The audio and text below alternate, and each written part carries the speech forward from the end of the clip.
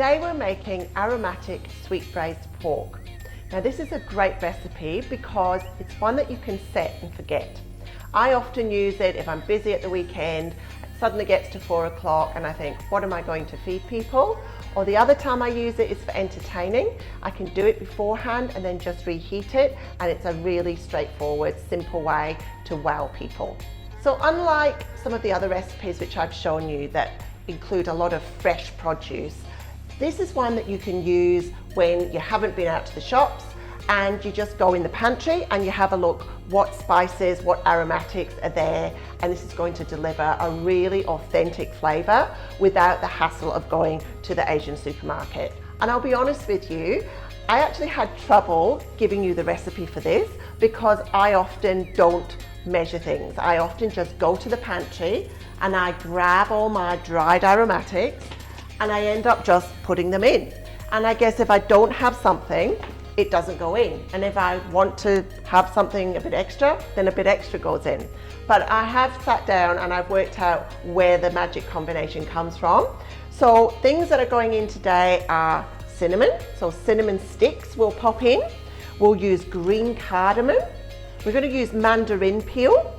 And what this gives is a lovely citrus base. We're going to be using quite a lot of sugar because it's sort of a caramel sweet soy, but we also want something to cut through that. So the citrus flavors are going to come from this mandarin peel. So this is dried mandarin peel. And when we start cooking with it, it'll rehydrate and it'll actually go quite gelatinous. A bit sort of like a fresh peel that you might put in a fruit cake, something like that.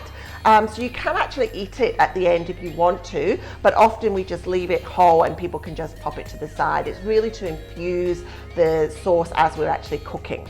So that's dried mandarin peel. Whole cloves.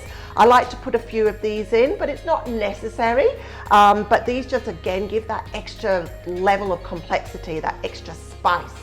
And we're going to use white pepper and some dried long red chilies, or large red chilies, I guess. And these are going to give it a little bit of heat through it as well. And again, you can adapt the recipe if you don't like it as spicy, or if you love it spicy, you could even add some fresh chilies or just add some smaller dried chilies, will give you an extra lift. So let's talk about the pork now.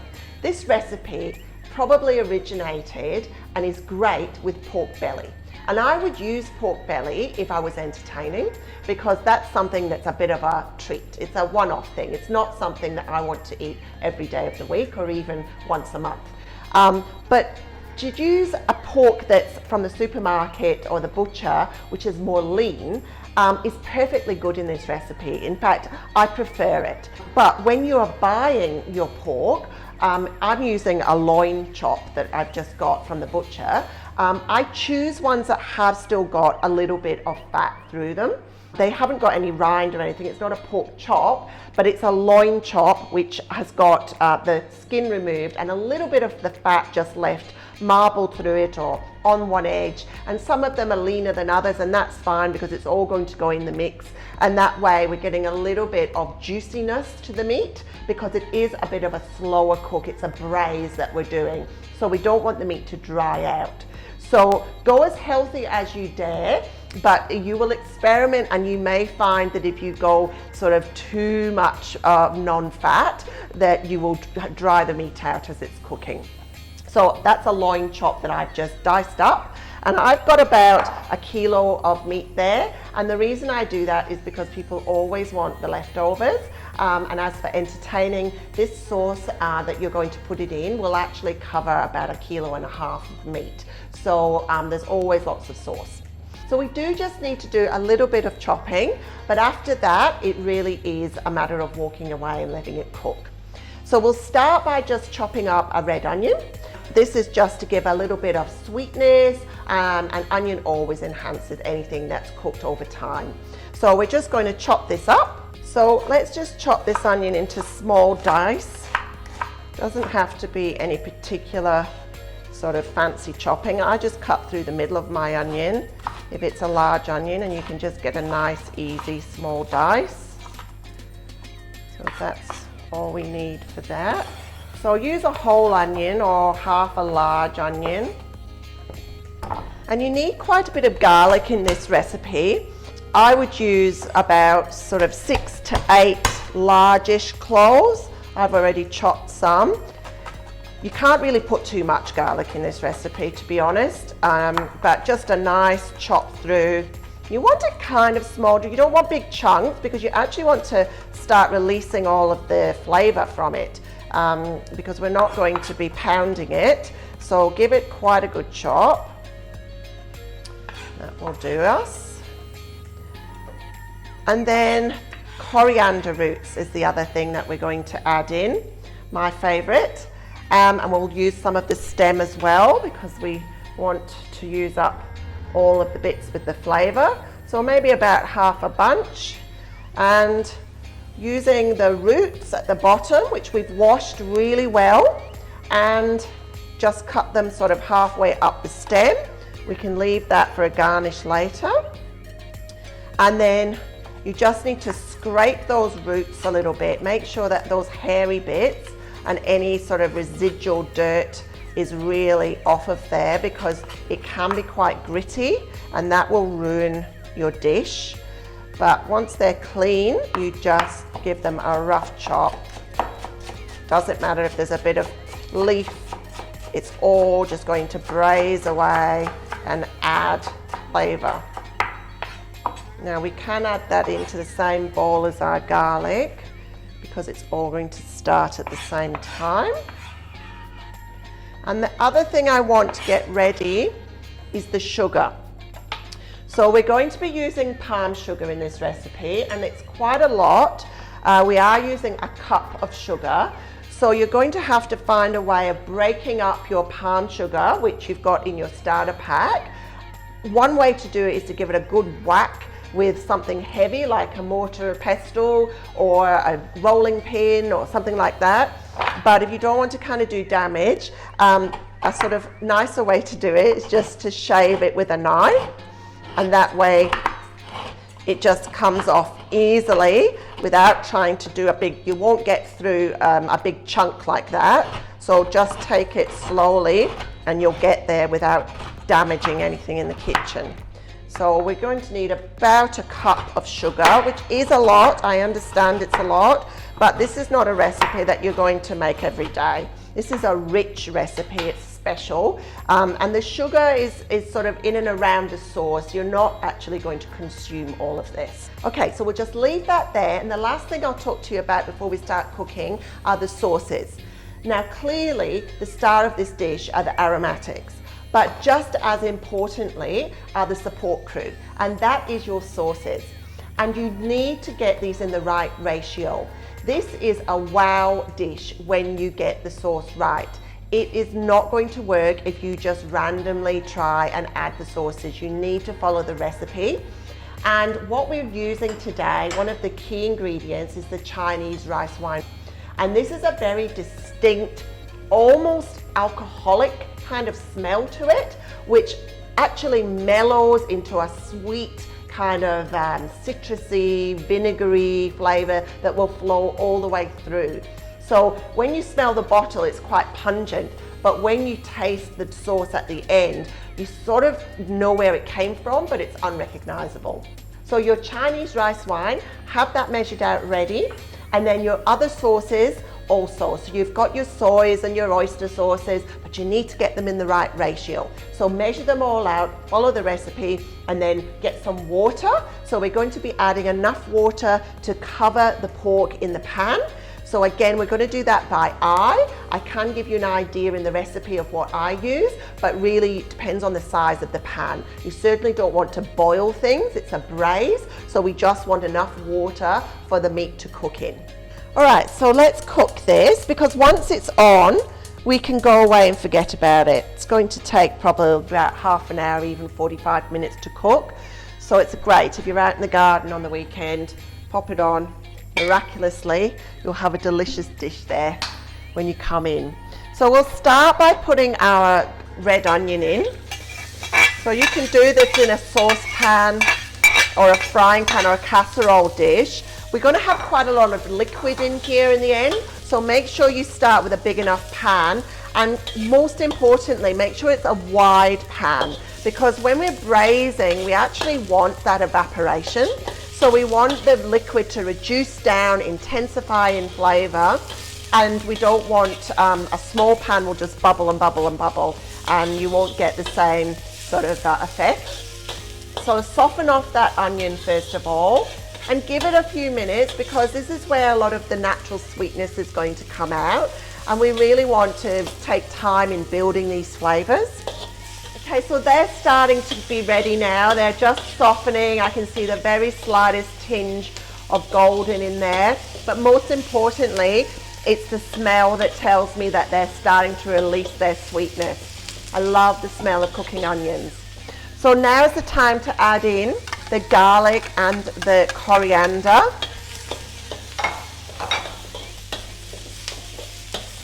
Blend those together.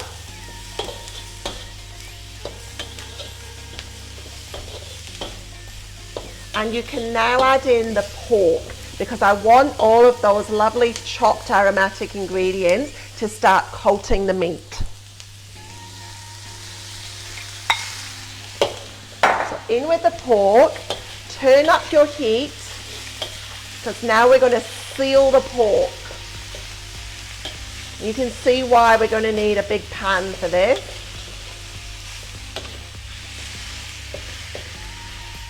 Try and sort of have it in one layer so that you're actually touching the wok.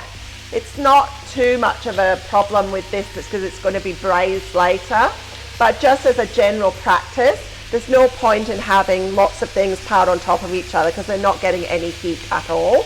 So try and make them have contact with the pan.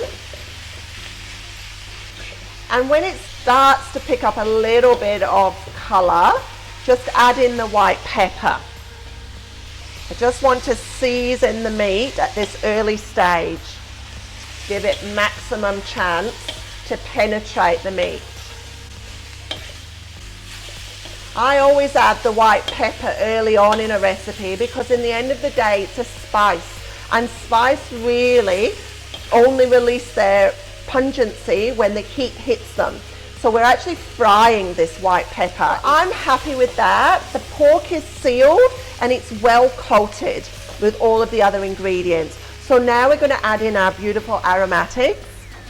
So straight in with our lovely seeds and peel and chilies and cinnamon, and they're just going to do their own thing.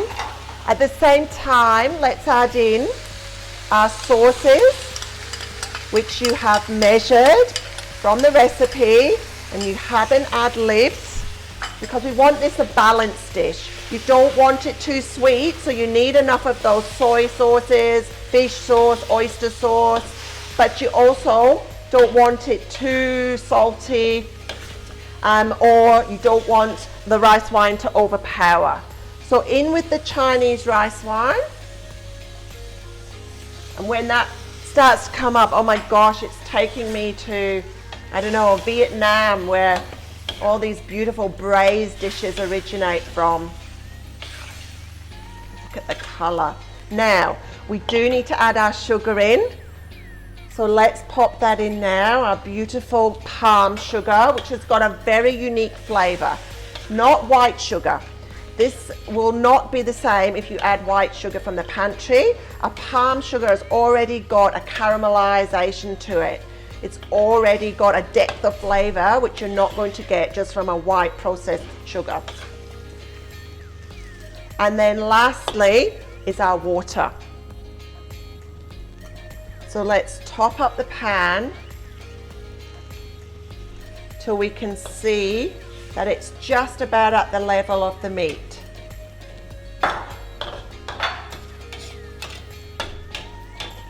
Now, normally I would say to you, taste and make sure that you've got the balance right.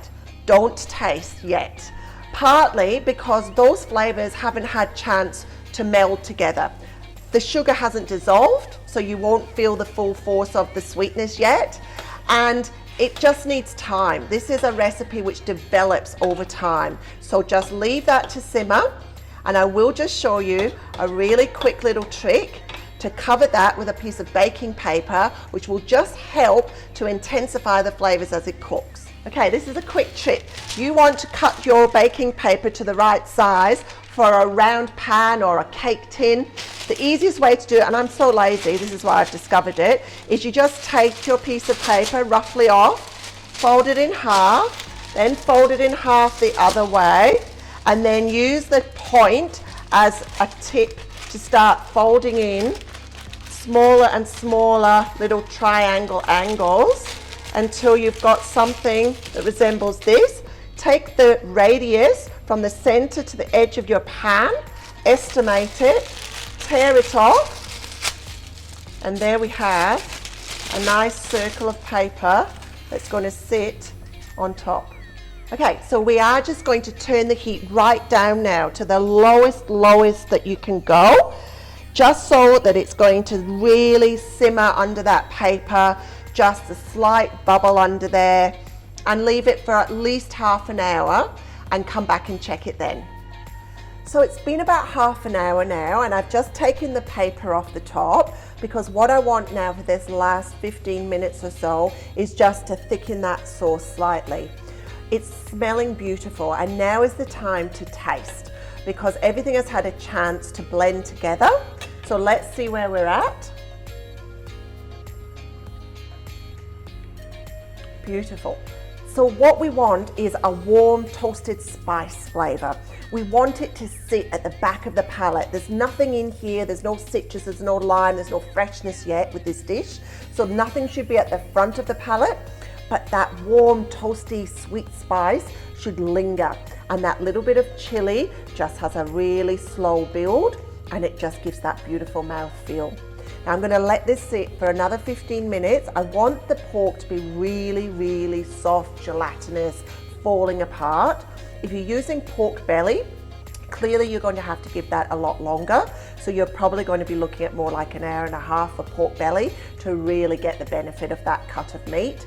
This is not as such a fatty meat, so it won't be an hour and a half for this, but I would like another 15 minutes, which will be a total of 45 minutes, and then it'll be ready to serve. So while we give that the last 15 minutes, let's make a quick little accompaniment for this dish.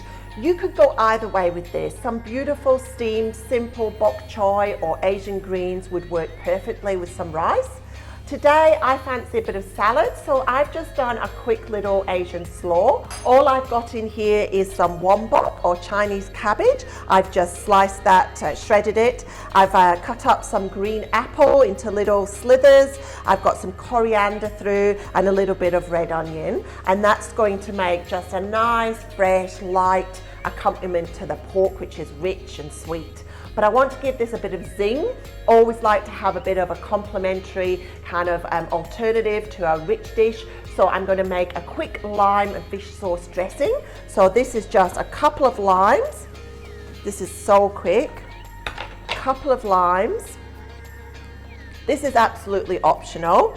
You don't need to do this. I'm just giving you this as a bonus recipe. So quite a lot of lime. We want the lime juice to shine through in this dressing. And then, so if there's 4 parts of lime juice, you want about 3 parts of sugar. White sugar from the pantry is fine. And 2 parts of fish sauce. Now, as you can tell, I don't measure things, I taste things. So let's have a quick taste. Mix that through, just let that sugar dissolve.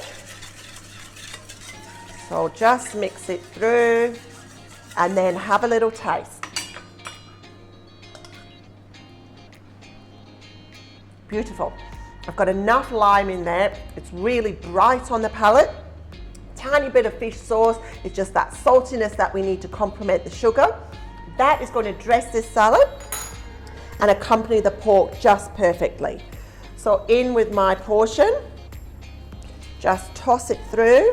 You definitely don't want to do this too early, but I like it just to be a little bit before serving so that it has time to soften the cabbage and it's more like a slaw then. And the last thing that we're going to add in, which is for texture, is our golden fried shallots. Now these you can make yourself, but you would probably hate me if I made you make them. So we're going to give you these in the recipe pack, and these are just a nice crunchy element to the dish, and they're also just going to look good on the top and give just that little bit of special finesse. So let's leave that now till we're ready to plate up. All right, let's plate up.